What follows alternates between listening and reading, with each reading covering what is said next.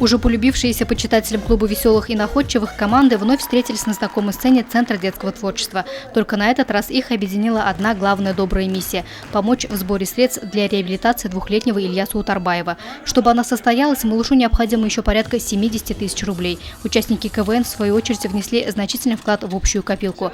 В стадии полуфинала участвовали такие команды, как «Юрфак» из Сибажгу, «Вне закона», «Куян» и «Ко» для души, «КЭП», «Наследники престола». Чтобы побороться с сибайцами в шутках, приехали гости из Хайбулинского района. Команда КВН с нуля.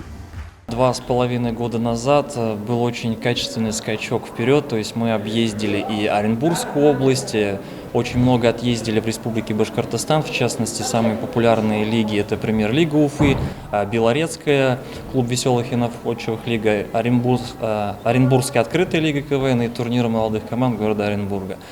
То есть в каком направлении мы пишем и делаем шутки, но это больше, наверное, всего все-таки жизненные ситуации какие-то, связаны именно, делаем такие шутки, чтобы людям было комфортно, то есть их слушать и понимать. Я уже играю 3 года. Сперва было очень трудно, тяжело, боялся выходить на сцену, но теперь выхожу на сцену, чувствую, как будто я дома.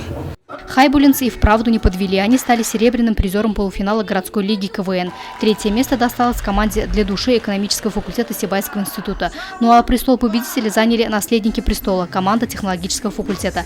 Остальные коллективы были отмечены в номинациях. Остается добавить, что радость можно дарить по-всякому. Одни искрометно шутят, а другие помогают финансово. И КВН – пример того, как можно все это совместить. Чтобы улыбки с лиц зрителей рано или поздно перенеслись на лица маленьких детей.